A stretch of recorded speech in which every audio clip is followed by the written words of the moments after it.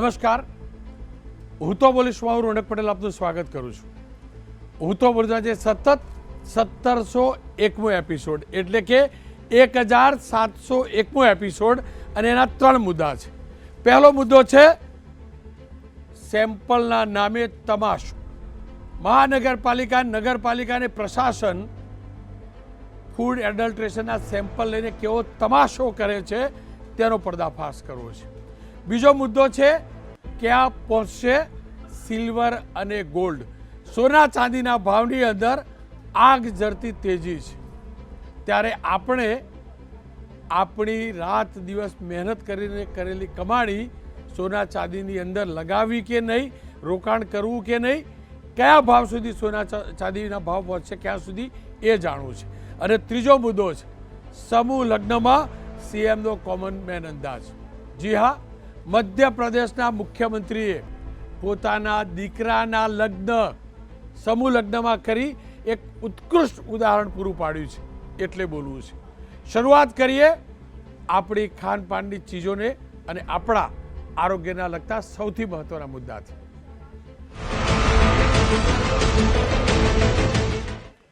દર વખતે જ્યારે તહેવાર આવે ત્યારે એબીપી, અસ્મિતા સહિત તમામ માધ્યમો ઉપર તમને દ્રશ્યો જોવા મળે અને અમે પણ મોટા ઉપાડે કેમેરો લઈને ફરીએ અને કહીએ જુઓ રાજકોટ મહાનગરપાલિકાની સતર્કતા, જુઓ સુરત મહાનગરપાલિકા ત્રાટકી, જુઓ અમદાવાદ મહાનગરપાલિકાએ અહીંયા રેડ કરી, અહીંયા સેમ્પલ લીધા, અહીંયા શંકાસ્પદ ચીજ વસ્તુનો સેમ્પલ લીધા, અહીંયા આ કર્યું. જબરજસ્ત એક્ટિવ મહાનગરપાલિકા આવું બધું બોલીએ છીએ ને, અમે પણ એ પાપના ભાગીદાર બનીએ છીએ. અને હવે અહેસાસ એટલે થાય છે કે અમદાવાદ રાજ્યની સૌથી મોટી મહાનગરપાલિકા, ગાંધીનગરને અડીને આવેલી મહાનગરપાલિકા, જ્યાં ફૂડ એન્ડ ડ્રગ્સ વિભાગનો સતત સૌથી વધુ કંટ્રોલ હોવો જોઈએ, પણ આ જ અમદાવાદની અંદર મહાનગરપાલિકાએ અલગ અલગ ઠેકાણેથી ફરસાણ, માવા, નમકીન સહિતના ખાદ્ય પદાર્થના નમૂના લીધા હતા. આ નમૂનામાંથી 8 સેમ્પલનો રિપોર્ટ ફેલ આવ્યો છે. એટલે કે 8 સેમ્પલ એવા હતા કે જેની અંદર જે સામાન પીરસાતો હતો અથવા વેચાતો હતો એની અંદર મિલાવટ હતી, સબ સ્ટાન્ડર્ડ હતું. એક્ઝામ્પલ તરીકે કે દૂધ પ્રોડક્ટ, ઘી તો એ દૂધમાંથી જ બનેલું હોવું જોઈએ, એ જ રીતે માવો તો દૂધમાંથી જ બનેલો હોવો જોઈએ, પણ એની જગ્યાએ બીજી પ્રોડક્ટ ઉમેરીને બનાવેલા હતા. એવા સબ સ્ટાન્ડર્ડ સાબિત થયા. હું ફરીથી કહું છું, આશંકા નહીં, અમદાવાદ મહાનગરપાલિકાએ લીધેલા સેમ્પલમાંથી 8 સેમ્પલ સબ સ્ટાન્ડર્ડ સાબિત થયા. છતાં એક આરટીઆઈમાં ખુલાસો થયો છે કે અમે સબ સ્ટાન્ડર્ડ ભલે થયા હોય પણ અમે એ આપ જોઈ શકો છો, આ 9 જે છે એમના વિરુદ્ધ અમે કાર્યવાહી નહીં કરી શકીએ. કેમ? તો એનું જે કારણ લખ્યું છે કે ફૂડ એન્ડ ડ્રગના ડેઝિગ્નેટેડ જે અધિકારી છે એમની નિયુક્તિ થવામાં વિલંબ થયો અને નિયુક્તિ બાદ કાનૂની કાર્યવાહી માટે એમને જે ઓથોરિટી આપવામાં આવતી હોય એ ઓથોરિટી એમને આપી શક્યા નહોતા. હવે આને બેદરકારી કહેવી, તમાશો કહેવો કે પછી મહાનગરપાલિકાની નફટાઈને નાલાયકી કહેવી. કોઈ સગાવાળા થતા હતા એમના, માવાવાળા, ઘીવાળા, એટલે બચાવ કરો એવું કહેવો તો એવું કહું. અને મહાનગરપાલિકાએ કેસ કરવો હોય ને કરી લે મારી ઉપર. તમે જે મિલાવટિયા વિરુદ્ધ કાર્યવાહી નથી કરી શકતા તો મારા વિરુદ્ધ શું કરવાના? મને પાકો ભરોસો હોય, ત્રેવડ નથી તમારી. એક નોટિફિકેશન નથી લાવી શકતા, ડેઝિગ્નેટેડ અધિકારી એક બદલાયા એની જગ્યાએ બીજા આવ્યા તો એ કાનૂની કાર્યવાહી કરી શકે એવું આ છે અમદાવાદ મહાનગરપાલિકા. સ્માર્ટ સિટી બનવા નીકળ્યું છે આ મહાનગરપાલિકા. ઐતિહાસિક શહેર છે, હિસ્ટોરિકલ શહેર, સ્માર્ટ સિટી, કોમનવેલ્થવાળું સિટી, આ સ્થિતિ છે. અને એટલે જ લાગ્યું કે બોલવું પડશે. અને હું ફરીથી કહું છું, મહેરબાની કરીને અમારી જોડે તમાશો ના કરતા હોય. સેટિંગ કરીને જવાનું, રેડ કરવા, 4-5 જગ્યાએથી સેમ્પલ લેવાના અને સેમ્પલ લઈને જો કાર્યવાહી કરવાની ત્રેવડ નથી, નિર્દોષને તમે હેરાન ના કરતા, પણ જ્યાં દોષિત છે, જ્યાં ખોટું છે, જ્યાં મિલાવટ છે, જ્યાં એડલ્ટ્રેશન છે ત્યાં તમે કાર્યવાહી ના કરી શકતા હોય તો શેના માટે ભાઈ તમાશો કરો છો? લાખ લગાવવાની, સેમ્પલ લેવાનું, આ લેબોરેટરીમાં મોકલીશું ને પેલું ટેસ્ટર લઈને જવાનું, તેલ માપવાનું, હું ડફળો બનાવો ભાઈ તમે? અને એટલે જ આ પર્દાફાશ કરવો છે. અમદાવાદ મહાનગરપાલિકાના કમિશનર પાની સાહેબ તમારા આ વિભાગને જીવતો કરજો. અને ફૂડ એન્ડ ડ્રગ વિભાગ રાજ્યનો 10-10, 11-11 વર્ષ સુધી એક્સટેન્શન આપતા રહ્યા કમિશનરને. નવા કમિશનર મેડમ આવ્યા છે, અમે પ્રયાસ કર્યો એમને પણ પૂછવાનો, એમના આસિસ્ટન્ટને પણ પૂછવાનો, ભાઈ જોડાવતું તમારી વાત મૂકો તમે, પણ એમને રસ નથી. કેમ રસ નથી ને, હવે એમને સમજ પડશે. હું ગેરંટીથી કહું, પાછળ લાગીશ. તમારો ફૂડ એન્ડ ડ્રગ વિભાગ પાપી છે, એના પાપે અમારી હોજરી બરબાદ થઈ છે, એટલે પાછળ લાગીશું. તમે કાર્યવાહી નથી કરી શકતા, તમારી ઈચ્છા શક્તિ નથી, એના કારણે આ સ્થિતિ સર્જાય છે. અને એટલે જ ચર્ચા કરવા માટે ડૉક્ટર તેજસભાઈ શાહ, ફૂડ અધિકારી છે એએમસીના, એમને જોડ્યા છે. ફૂડ એન્ડ ડ્રગ્સવાળા નહીં જોડાયા પાછા, હું ફરીથી કહી દઉં. એ કમિશનર મેડમ તમે સાંભળતા હોય અથવા મોડા વહેલા તમારી જોડે લિંક પતી હોય તો જોઈ લેજો. તમારા અધિકારીને તમે સૂચના આપી, તમારા અધિકારી અમારા ત્યાં એમ કહ્યું કે મને તો વિગત આપવાનું કહ્યું. ભાઈ વિગત તમે શું આપતા હશો? અમે લઈ આવ્યા છીએ આરટીઆઈવાળા જે ભાઈ હતા એમની પાસેથી. તમારા વિભાગના લોકો સાંભળતા નથી, પૂછી લેજો અધિકારીને. એટલે તેજસભાઈ શાહ એએમસીના ફૂડ અધિકારી છે, એમની સાથે વાત કરી છે. ડૉક્ટર અનિલભાઈ પટેલ બીજેપીના નેતા પ્રવક્તા, ડૉક્ટર યોગેશભાઈ ગુપ્તા સિનિયર ફિઝિશિયન છે, ડૉક્ટર પંકજભાઈ રાઠોડ પૂર્વ આરોગ્ય અધિકારી છે રાજકોટ મહાનગરપાલિકાથી. 3 ડૉક્ટરો સાથે વાત કરવી. પહેલાં એએમસીના ડૉક્ટર સાહેબ ફૂડ અધિકારી, એમની સાથે આખો મુદ્દો જાણવાનો મેં પ્રયાસ કર્યો છે, એ જોઈ લઈએ. તેજસભાઈ, શું કારણ કે મહાનગરપાલિકાએ લીધેલા ખાદ્ય પદાર્થોના નમૂના મિલાવટી સાબિત થયા છતાંય કોઈ પણ પ્રકારની કાનૂની કાર્યવાહી મહાનગરપાલિકા નથી કરી શકતી? આ કોના પાપે, કોની લેથારજી? રોનકભાઈ, આપણે ટોટલ જે નમૂના લીધા એમાંથી ટોટલ જે 8 નમૂના જે સબસ્ટાન્ડર્ડ હતા, એમાંથી 6 નમૂના સબસ્ટાન્ડર્ડ હતા અને 2 અનસેફ હતા. જે અનસેફ હતા એ બંને યુનિટને સીલ કરવામાં આવ્યા અને એમાંનું એક યુનિટ તો હજી પણ સીલ છે. અને જે સબસ્ટાન્ડર્ડ નમૂના હતા, સબસ્ટાન્ડર્ડ નમૂનામાં એવું હતું બેઝિકલી કે જે ફેટનું પ્રમાણ હોય 20%નું 18% હોય અને 19% એવી રીતે એકાદ 2-5% ફરક હોય. તો જે સબસ્ટાન્ડર્ડ નમૂના છે એમાં જે તે યુનિટને હેવી પેનલ્ટી કરવામાં આવી છે. અને જે એફએસએસઆઈનો કાયદો, food safety and standard authority of ઇન્ડિયાનો જે કાયદો છે એ મુજબ જેના સબસ્ટાન્ડર્ડ નમૂના આવે એ સબસ્ટાન્ડર્ડનું અંડર ધ એક્ટ સેમ્પલ લેવાનું આવે છે. અને અંડર ધ એક્ટ સેમ્પલ જે ડેઝિગ્નેટેડ ઓફિસર નોટિફાય થયેલા હોય એમનું થઈ શકે. અમદાવાદ કોર્પોરેશનમાં મારી ડેઝિગ્નેટેડ ઓફિસર તરીકેની નિમણૂક 1 મહિના પહેલાં થઈ છે, પણ રાજ્ય સરકાર દ્વારા નોટિફિકેશન બહાર પડે એ પછી અંડર ધ એક્ટ સેમ્પલ લઈ શકાય છે. સો એ અત્યારે કાર્યવાહીમાં હોય. અત્યારે અમે સર્વેલન્સ નમૂના લઈએ છીએ, એટલે સર્વેલન્સ નમૂનામાં જે સબસ્ટાન્ડર્ડ આવ્યા એને પેનલ્ટી લીધી, જે અનસેફ છે એ યુનિટોને સીલ કરવામાં આવ્યા છે.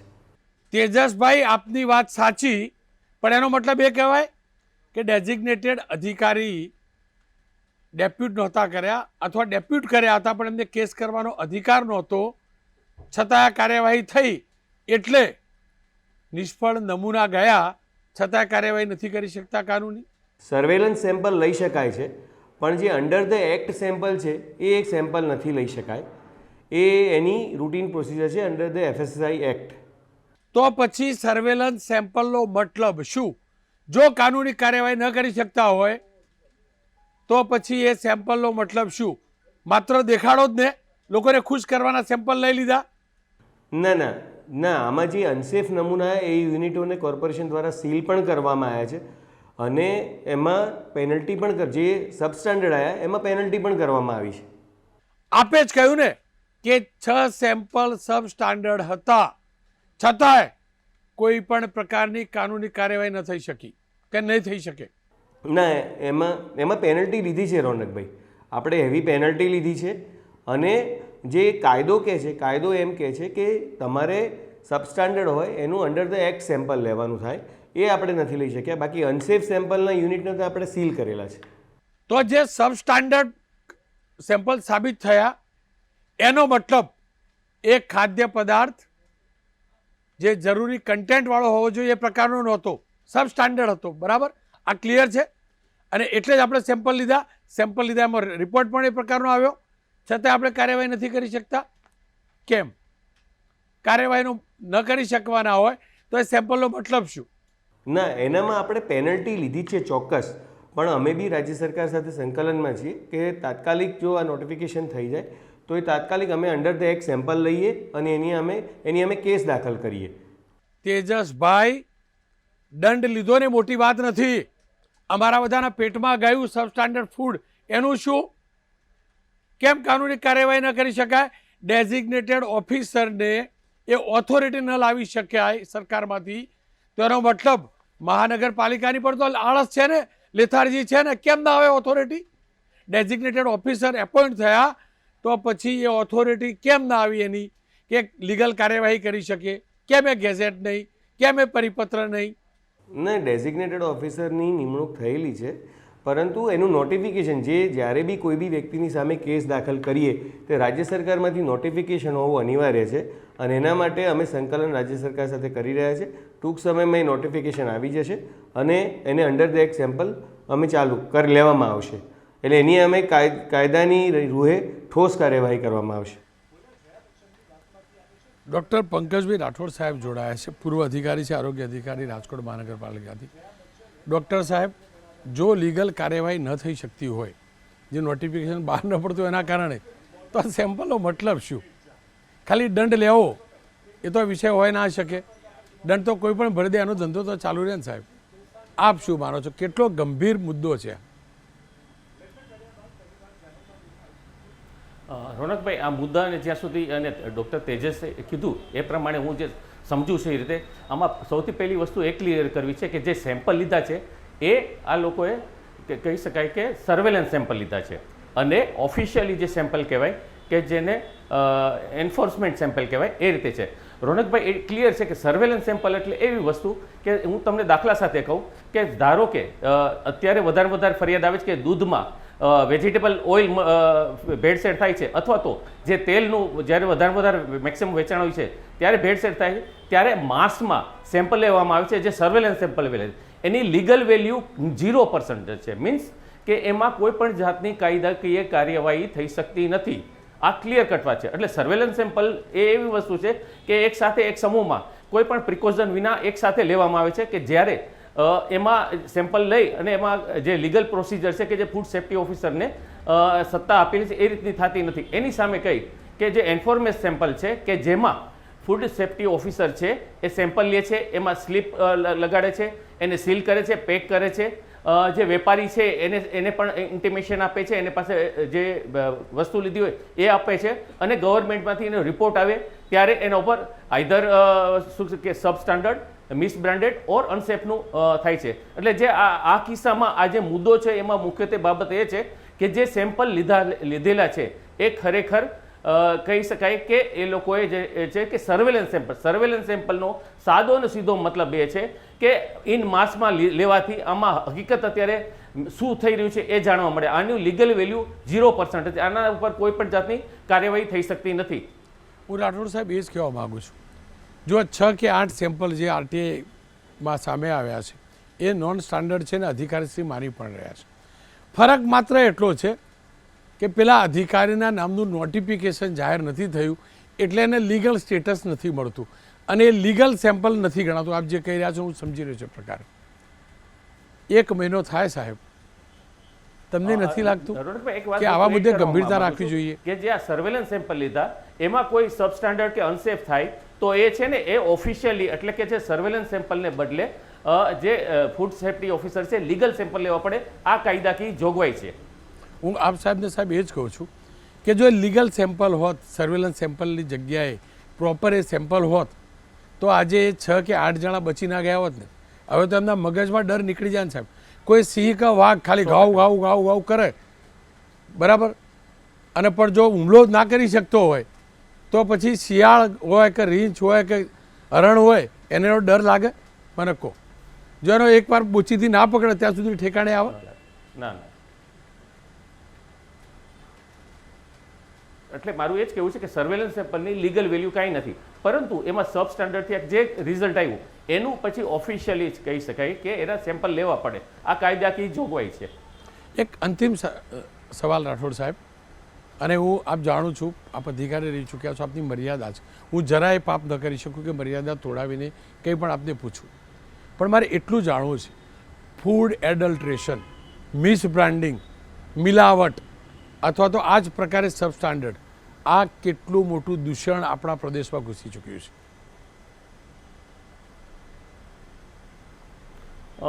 વાત કરીએ તો day by day it is increasing. એમાં એવું છે કે જ્ઞાનનો ભાવ હોય અથવા તો વેપારીઓની લાલચ હોય, સસ્તું વેચવું હોય અથવા તો લોકોનું જે સસ્તું, કારણ કે હવે પછીની જે પેઢી આવી રહી છે રોનકભાઈ, એમાં આપ બધાય છે કે એકદમ ક્લિયર પિક્ચર છે કે NCD નોન કોમ્યુનિકેબલ ડિઝીઝ, પહેલાં જે લોકો અને ઇન્ફેક્શન લાગતું, પણ હવે એવું નથી. હાઇપરટેન્શન છે, પછી છે કે હાર્ટ ડિઝીઝ છે, કેન્સર છે, ડાયાબિટીસ છે, ઓબેસિટી છે, આ બધું જે મુખ્યત્વે કારણ છે એ માત્ર ને માત્ર ભેળસેળયુક્ત ખોરાકનું કારણ છે. રાઠોડ સાહેબ, સમસ્યા માણસાઈ ચૂક્યો છે એ છે કે સમસ્યા કાનૂનનો ડર નથી એ છે કે બંને છે? મૂળ કયું?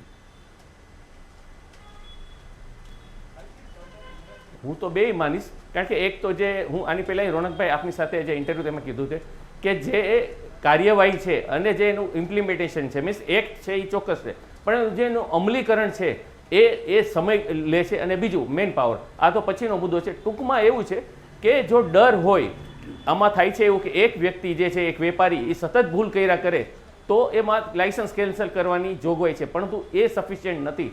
એનો તો ધંધો બંધ થવો જોઈએ અને એને વધારે વધારે આકરા પગલાં લેવા. મૂળભૂત વસ્તુ એવી છે કે જે દંડની જોગવાઈ છે અથવા તો જે કાર્યવાહી છે એ સમયગાળો ખૂબ જ ટૂંકાવો જોઈએ. અને આ પાવર જે છે અત્યારે અમુક લેવલ છે કે ધારો કે એજ્યુકેટિંગ ઓફિસર છે, એને બદલે ડિસેન્ટ્રલાઇઝ કરીને ડેઝિગ્નેટેડ ઓફિસર અથવા તો બીજા લેવલે પણ કરવા કે જેથી કરીને આનું ઝડપથી રિઝલ્ટ આવે.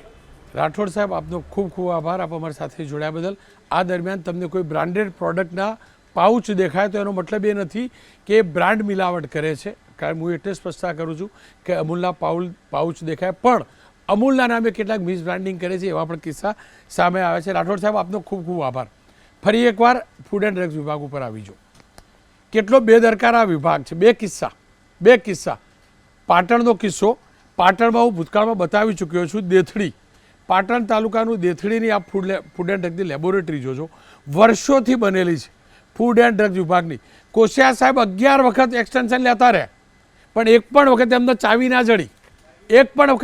જડી. અને આ વિભાગના આરોગ્ય મંત્રી ઋષિકેશભાઈ પણ હતા, એ પહેલાં આપણા નીતિન કાકા પણ હતા. નીતિન કાકા તો ઉત્તર ગુજરાતી હતા, એમને એ તાળું ના દેખાયું. નીતિનભાઈ પટેલના તાળું ના દેખાયું, ઋષિકેશભાઈ પટેલના ના દેખાયું. નવા મંત્રી છે, હું જાણતો નથી એમનો તાળું દેખાશે કે નહીં, અને આ અધિકારીઓને પૂછશે કે નહીં, કમિશનર મેડમ અને એમના પછીના જે પણ સાહેબ હોય કે ભાઈ આ તાળું ક્યારે ખોલશો, કે આ કાચ ફૂટી ગયા, કમસે કમ રિપેરિંગ કરવા તો તાળું મરાવો, તાળું ખોલાવો. અને આવું જ રાજકોટમાં પણ છે. રાજકોટમાં ફૂડ એન્ડ ડ્રગ વિભાગની ઓફિસમાં કરોડો રૂપિયાના આધુનિક મશીનો ધૂળ ખાઈ રહ્યા છે. બીઓડી ઇન કેબ્યુલેટર, બાયોસેફ્ટી કેબિનેટ જેવા દુનિયાભરના અંગ્રેજી નામવાળા મશીન તો લઈ આવ્યા, યુટ્યુબ ઉપરથી શોધ્યા, વેન્ડરો લઈ આવ્યા કે ટેન્ડર પાસ કરીને લઈ આવ્યા, એ જાણે. જુઓ હવા નીકળેલું આ ફૂડ એન્ડ ડ્રગની વેન જોઈ લો. અંગ્રેજીમાં લખ્યું FAII કે જે લખ્યું હોય, પણ આ સ્થિતિ જુઓ તમે. આ બધું લાવી અને અનિલભાઈ ના કોઈ સજા કરી શકવાના હોય, ના તાળા ખોલવાના હોય, તો ભાઈ એમને અમારા નસીબ ઉપર આવવા દો ને, ભગવાન જીવાડ જેટલું જીવીશું ને કદ ઉપર જતા રહીશું. રોનકભાઈ, આપે જે વાત કરી અને જે વિષય મૂક્યો, હું આપની વાત સાથે સંમત છું. મને એવું લાગે છે કે એક તરફ લોકો માણસાઈ ભાઈ ભૂલી ગયા છે, કેટલાક લોકો સસ્તું મેળવવા પણ પ્રયત્ન કરે છે, અને બીજી તરફ કાયદાનો ડર પણ ઓછો થયો છે.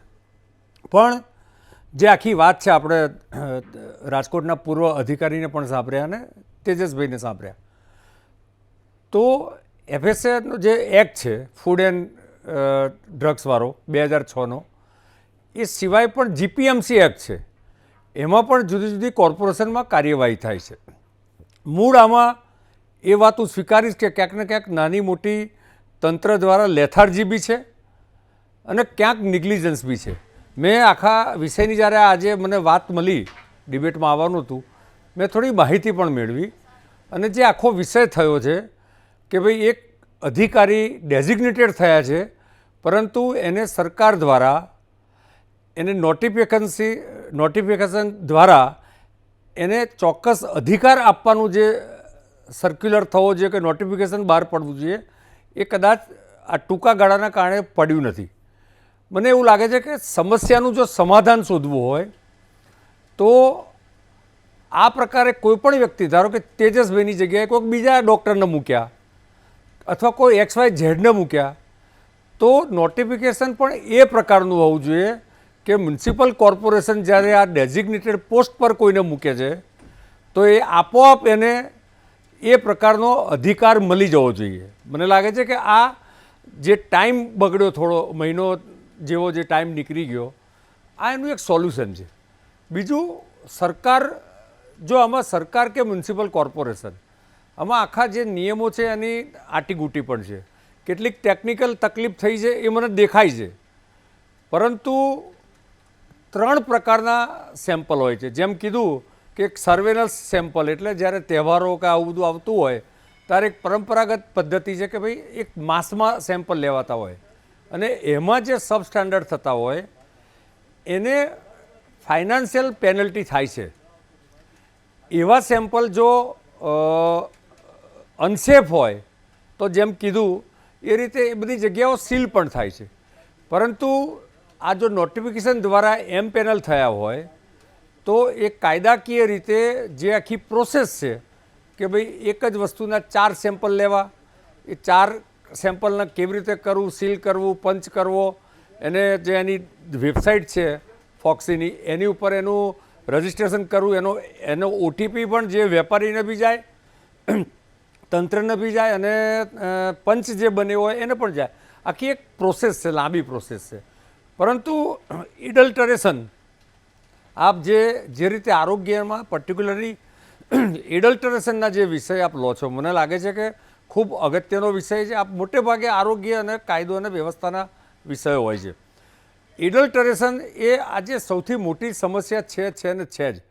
અને એમાં કાયદાકીય રીતે કડકમાં કડક અને જે કાયદામાં જે જોગવાઈ છે એમાં મેક્ઝિમમ જે જોગવાઈ હોય એ કરવી જોઈએ. જો સરકારે છેલ્લા 2-3 વર્ષમાં ઘણા બધા લોકો ઉપર કાયદાકીય રીતે કાર્યવાહી આખા રાજ્યમાં કરી છે.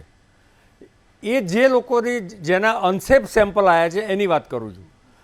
જેના સબસ્ટાન્ડર્ડ આવે છે એમાં હજુ જોગવાઈ પેનલ્ટીની નાની સજાની જોગવાઈ છે અને કોર્ટ પણ એમાં શું કરે છે કે 1 દિવસની સજાની જોગવાઈ, એટલે કોર્ટ સાંજે પતે ત્યાં સુધીની જોગવાઈ. પરંતુ એને કાયદાકીય રીતે જેલની સજા અને જે 2006ના કાયદામાં છે મહત્તમ સજા આપવી જોઈએ. એ પ્રકારના એવિડન્સીસ સાથે તંત્રએ કામ કરવું જોઈએ એવું હું સ્પષ્ટ માનું છું. જો સરકારમાં, એટલે ગાંધીનગર ખાતે અને કોર્પોરેશનો જે છે ત્યાં પછી ઇમરજન્સી સ્ક્વોડ બી છે, એમને જો બાતમી મળે તમારા મારા જેવા પાસેથી તો એ લોકો એની રેડ પાડીને તપાસ પણ કરતા હોય છે. એટલે કામગીરી કરે છે. પણ એ કામગીરીમાં જેમ મેં કીધું કે 4 સેમ્પલ લેવાના હોય અને જો એ સેમ્પલ અનસેફ થાય તો એ અનસેફ સેમ્પલ પાછું દિલ્હી મોકલવું પડે, એટલે ગાઝિયાબાદ મોકલવું પડે છે. અને એમાં અનસેફ આવે તો એક સેમ્પલ પાછું જે 4માંથી એક રાખી મૂકવું પડે કે કોર્ટમાં કેસ થવાનો છે. એટલે થોડી લાંબી પ્રોસેસ છે. પરંતુ તંત્રએ શિથિલતા છોડીને આની પાછળ કાર્યવાહી કરવી જોઈએ હું માનું છું. કારણ કે એડલ્ટરેશન એક ડૉક્ટર તરીકે હું સમજું છું કે બહુ મોટો વિષય છે, ઘણા બધા રોગોનું કારણ પણ છે. પણ સરકાર અને મ્યુનિસિપલ કોર્પોરેશને એમાં ટોટલ નકારાત્મકતા બતાવી છે એવું પણ નથી. પોતપોતાની મર્યાદામાં જે કરવાનું છે એ કર્યું છે. અને આપે જે આજે વિષય ઉઠાવ્યો છે એ મને લાગે છે કે જે નોટિફિકેશન બહાર પાડવાની જે પ્રોસેસ છે રોનકભાઈ, એ આખી પ્રોસેસ ત્યાં થઈ છે સરકારમાં. અને હું માનું છું વિધિન અ શોર્ટ ટાઈમ આ જે પ્રશ્ન છે એનું સોલ્યુશન આવી જશે. ડૉક્ટર સાહેબ, આપની વાત સાચી, પણ હું પેલું વેન બતાવો, મારી ટીમને કહીશ વેન પ્લે કરીએ. આમાં કોઈ મર્યાદા હતી? એ વેન ખરીદી અમારા રૂપિયે, આ જુઓ છેલ્લે ક્યારે ચાલી હશે. આ ઓક્ટોબર મહિનાનું શૂટિંગ છે, આખી વેન એમની એમ પડી. પેલી દેથળીની અંદર કરોડો રૂપિયાના ખર્ચે ફૂડ એન્ડ ડ્રગનું આખું તાબૂત આ બનાવી દીધો. આ એની હાલત જોઈ લો, તાબૂત આ એની હાલત જોઈ લો, ફટીચર કરી નાખ્યું. અને શરમ આવે શૂટિંગ કરવા જઈએ, શૂટિંગ ના કરવા દે. એટલે અમારે નહીં શોખ અમને તમારું શૂટિંગ કરવાનું. તાળું ખોલો ને પહેલાં. આવું જ રાજકોટનું આવું જ અનેક જગ્યાનું ડૉક્ટર સાહેબ એમાં તો કોઈની કોઈ મર્યાદા નથી. ના, નિયતની ચોક્કસ ખોટ છે. એમાં- હું ફરીથી કહું ડૉક્ટર, નિયતની ખોટ છે. તમારી એક વાત- મહિનામાં આ જ અધિકારી, એ જ ફૂડ એન્ડ ડ્રગ, એ જ આરોગ્ય વિભાગનો અધિકારી, એનો એક દિવસ પગાર લેટ થયો હોય તો શું કરે સાહેબ? શું કરે? મેલબાજી કરે ને. તો પછી આ નોટિફિકેશન માટે એક મહિનો શના માટે રાહ જોવો ભાઈ? કોઈના લગ્નની કંકુતરી લખવાની હતી કે ચોઘડિયું આવવાનું હતું ડૉક્ટર સાહેબ? આમાં ક્યાં લિમિટેશન હતી મને સમજાવો. રોનકભાઈ આ આજે મેં નિષ્ઠુર તંત્ર છે ને એટલે બોલવું પડે ડૉક્ટર. નહીં ચોક્કસ રોનકભાઈ આપે જે બે જગ્યા બતાવી એ વાતમાં તો મને એવું લાગે છે કે આ તો ટોટલ બેદરકારી છે, નેગ્લિજન્સ છે. પણ મેં જે આપણે વાત કરી એમાં સમહાવ કંઈ ટેકનિકલ જે એના ક્વોલિફિકેશન જોઈએ એ છે જ, કારણ કે આ ડૉક્ટર તો પોસ્ટ ગ્રેજ્યુએટ ડૉક્ટર છે, પરંતુ MBBS ડૉક્ટર પણ કરી શકે છે. હું તમને કહું, સરકારમાં આ જે સર્વેલન્સના કેસ છે ને એ રેસિડન્ટ કલેક્ટરની પાસે એમની કોર્ટમાં કેસ જતા હોય છે રોનકભાઈ. હવે રેસિડન્ટ કલેક્ટર પાસે ખૂબ કામ હોય છે, તો સરકારે આ કેસ ઝડપથી ચાલે, ખેંચાય નહીં, સીલ તૂટી ના જાય, પંચ ફરી ના જાય, એટલા માટે જે સાયન્સ સિટીના ડાયરેક્ટર છે એને પણ ડેઝિગ્નેટ કર્યા છે અને આ પાવર આપ્યો છે. એટલે હવે એમની કોર્ટમાં આ કેસીસ ચાલશે. અત્યાર સુધી પહેલાં એડિશનલ રેસિડન્ટ કલેક્ટરની કોર્ટમાં આ ચાલતા હતા. તો સરકારનું મન ક્લિયર છે કે ભાઈ આમાં કેવી રીતે જલ્દી ગુનેગારને સજા થાય.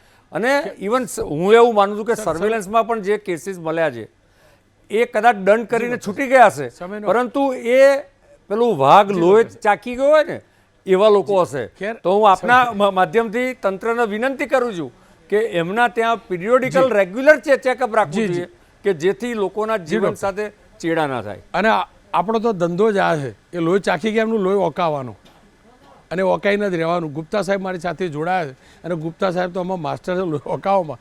ગુપ્તા સાહેબ આનાથી મોટી કોઈ લેથાર્જી હોય? હું તમે દર વખતે મને કહો ભાઈ બૂમો શું કરવા પાડે, કશું નહીં થવાનું. તમે ઋષિકેશ બે સૂચન મંગાવ્યું હતું, તમે સૂચન પણ મોકલ્યા, શું થયું મને ખબર નથી. હવે તમે આ બધી સ્થિતિ ઉપરથી શું કહેવા માગો? રોનકભાઈ, આજનો જે પ્રોગ્રામ છે ને છેલ્લા 3 વર્ષનો આ પીક પ્રોગ્રામ કહેવાય. આજે તમને અને કદાચ મને અને આપણી જનતાને જવાબ મળી ગયો હશે કે અમદાવાદની અંદર કે ગુજરાતની અંદર જે આપણને આ ફૂડ મળી રહ્યું છે, પોઈઝન ઓન ધ પ્લેટ મળી રહ્યું છે ને, એનું એકચ્યુઅલ કારણ શું છે. આજે તમે જ્યારે બિઝનેસમેન્સ જે આપણને પોઈઝન પીરસી રહ્યા છે ને એમને બચાવવા માટે જ્યારે લૂપ હોલ્સ બનાવીએ ને કાયદામાં, તો આની પરાકાષ્ઠા છે. આજે આ બધાને સાંભળીને આપણને ખબર પડી કે કેમ મારો જે ફૂડ અધિકારી છે જેનામાં તાકાત છે, જે કદાચ ડિગ્રી ધરાવે છે પણ એનામાં કોઈ તાકાત નથી, પાવર નથી આપણને બચાવવા માટેનો. એ ખાલી મોહરો છે, મુખોટો છે કે ભાઈ તું ફૂડ ઓફિસર છે, ફૂડ સેફ્ટી ઓફિસર છે, તારું કામ છે એટલું કર, બાકી બધી પછી અમે એને આપણે બચાવી જ લઈશું. ફૂડ સેફ્ટી ઓફિસરના તમે પાવર જુઓ ને સાહેબ, તો એટલા હદે છે કે એ જઈને કોઈ પણ દુકાનમાં એન્ટર થઈ શકે, એનું કોઈ પણ સેમ્પલ લઈ શકે, એ સેમ્પલ અનસેફ છે કે સબસ્ટાન્ડર્ડ છે એ પ્રમાણે સેમ્પલને ડિસ્ટ્રોય કરી શકે, એ વ્હીકલ રોકી શકે, વ્હીકલની અંદર કોઈ ફૂડ હોય તો એને પણ એ ડિસ્ટ્રોય કરી શકે. પણ ત્યાં એ અંત આવી જાય. પછી એ બિઝનેસને એને જો બંધ કરવું હોય, એને સીલ કરવો હોય, તો પછી બધા લોકો ઉતરી પડે છે બચાવવા માટે. અને કાયદો તો એવો બનાવવામાં આવ્યો છે ને સાહેબ કે આજે મને લાગે કે યાર આજે ફૂડ સેફ્ટી ઓફિસર એનો હોદ્દો જ જો પાવરફુલ હોય તો એને તમે જ્યારે નિમણૂક કર્યું હોય એનો મતલબ કે એને ઓથરાઇઝ કરી દીધો હોય. આજે જજને તમે ખુરશીએ બેસાડો અને કે તું ભાઈ કેસ સાંભળ, પણ તારામાં કોઈ જ આવડત, તારી જે જજમેન્ટ છે ને, તું જે જજમેન્ટ આપીશ ને એની કોઈ વેલ્યુ નથી, કેમ કે નોટિફિકેશન નથી કરવામાં આવ્યું તારા જજમેન્ટની પોસ્ટનું. તો આજે એનાથી વધારે હસવું અને હાસ્યપ્રદ શું લાગે? 1.5 મહિનો થઈ ગયો, નોટિફિકેશન એક કાગળ ના મોકલી શકો કે ભાઈ તેજસભાઈ તમે ઓથરાઇઝડ છો એન્ફોર્સમેન્ટ સેમ્પલ લેવા માટે. હવે આજે આપણની પ્રજાને ખબર કેવી રીતે પડી કે સેમ્પલમાં એન્ફોર્સમેન્ટ આવે, સર્વેલન્સ આવે, ટાર્ગેટેડ સર્વેલન્સ આવે ને રેન્ડમ મોટી મોટી વાતો કરીને આપણા પબ્લિકને શું બતાવે કે બોસ આપણા ત્યાં તો આટલી વસ્તુઓ કરીએ છીએ. પણ તમે આજે એ સમાચાર વાંચો, દિવાળી વખતે મને શું પીરસવામાં આવ્યું હતું? માવો, દૂધ, ડ્રાયફ્રૂટ્સમાં દ્રાક્ષ, આ બધી વસ્તુઓ અનસેફ અને સબ સ્ટાન્ડર્ડમાં મૂકવામાં આવેલી, પણ કાયદેકીય રીતે એ લોકો પર પગલાં કેમ? કેમ કે સર્વેલન્સ સેમ્પલ હતું. આજે મને સમજાવો કે હેલ્થ ઓફિસરની જે પોસ્ટ છે, આમાંથી જેટલા લોકો બોલતા હતા એમને ખબર છે કે હેલ્થ ઓફિસરની પોસ્ટ માટે ઓથરાઇઝડ કોણ છે? એની ઉપર ઓથરાઇઝ આપણા અમદાવાદની વાત કરું ને સાહેબ, તમે મને કીધું ને આજે આવવાનું છે એટલે હું વાંચીને આવ્યો, તો તો મને એમ થયું કે હેલ્થ ઓફિસર કોણ બની શકે આજે આપણે આ બધા ઇમ્પોર્ટન્ટ પોસ્ટ ઉપર? તો એ લોકો ખાલી MBBS ના હોય સાહેબ, GPSC ક્લિયરન્સ હોવું જરૂરી છે. તો આપણા અમદાવાદની અને જો જ્યારે GPSCનો કાયદો લાગુ પડ્યો ને એના પહેલાંનો કોઈક અધિકારી હોય જેને અનુભવ હોય તો એ આ મહત્વના પોસ્ટ પર રહી શકે. તો મને સમજાવો કે અમદાવાદમાં કેટલા લોકો છે જે GPSC ક્લિયર્ડ અને ઓથોરાઇઝ ને એક્સપિરિયન્સવાળા છે? એનો જવાબ શોધી કાઢો ને તો તમને નામ મળી જાય કે દિવાળી જ વખતે કેમ આ બધા બનાવો બન્યા. પછી મને સમજાવો, સર્વેલન્સ સેમ્પલ આપણે લઈએ અને એમાં અનસેફ મળે કે સબ સ્ટાન્ડર્ડ મળે તો એ સેમ્પલનો અધિકાર એને તમે લીગલી પ્રૂવ જ ના કરી શકો. કેમ? કેમ કે અધિકારી ઓથોરાઇઝ નથી. અરે યાર, અધિકારી મારો ફૂડ સેફ્ટી ઓફિસર છે. તેજસભાઈ જેવો, ભાવિન જોશી જેવો, ભાવિન સોલંકી જેવા માણસો છે જેને મેં કોવિડ વખતે કામ કરતા જોયા છે, જે લોકોનું કામ ઇન્ટરનેશનલ કોમ્યુનિટીમાં બિરદાવવામાં આવ્યું હતું. એમને પાવર નથી, એમને લીગલી પાવર નથી સેમ્પલને સાચું પ્રૂવ કરવા માટેનું. એટલે એ લોકો આ બિઝનેસમેનો જે મને પોઈઝન આપે છે એ લોકોને પાવર નથી આપ્યા કાયદાકીય રીતે. કોણે પાવર નથી આપ્યા? તો આપણા કાયદા બનાવનારા લોકોએ.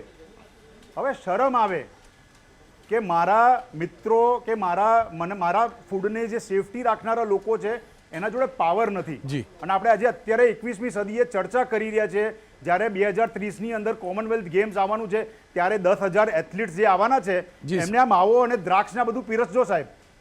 અને ત્યારે કહેજો કે ભાઈ મારા અધિકારી જોડે પાવર નહોતો કેમ કે નોટિફાઈ કરવામાં નહોતું આવ્યું. સો આજે તમારા પ્રોગ્રામને ધન્ય છે સાહેબ. 3 વર્ષે આજે તમને કદાચ જવાબ મળ્યો હશે કે આપણા અમદાવાદની અંદર કે આપણા ગુજરાતની અંદર કેમ આપણે અનસેફ, સબસ્ટાન્ડર્ડ ને મિસબ્રાન્ડેડ ફૂડ કહીએ છીએ, કેમ કે આ બિઝનેસમેનોને રોકનારું કોઈ જ નથી. આ બંનેનો ખૂબ ખૂબ આભાર. ખેર એટલું તો પાક્કું છે, કુદરતની દયાથી આપણને બોલવાનો પાવર મળેલો હોય. જેને જે છુપાવો હોય છુપાવો, આપણે બોલી તો ખુલ્લું પાડી શકીએ, એટલું તો કરી શકીએ. હા, ઓથોરિટી નથી એક્શન લેવાનું, પણ પાપ તો ખુલ્લું પાડીને પાડતા રહીશું. પાનસેરિયા સાહેબ, તમે નવા નવા વિભાગમાં આવ્યા છો. પાટણની દેથડીવાળી લેબોરેટરીની હાલત જોજો, રાજકોટવાળીની હાલત જોજો, અહીંયા અમદાવાદની પેલી બસ બતાવી એની જોજો. સિસ્ટમ કેટલી ખરાબ છે ને આઈડિયા આવી જશે. એક્સટેન્શન ઉપર ચાલતા અધિકારીઓને કેટલી સત્તા અપાઈ હતી એ પણ ખબર પડી જશે. હાલ અધિકારીઓ કેમ ધીમે ધીમે આગળ વધે એ પણ ખબર પડી જશે. બહુ બધું છે આ વિભાગમાં. સ્વાસ્થ્ય સાથે જોડાયેલો છે સાહેબ. મહેરબાની કરીને આપ એક્ટ કરવાવાળા વ્યક્તિ છો, હું જાણું છું, એક્ટ કરવાવાળા મંત્રી.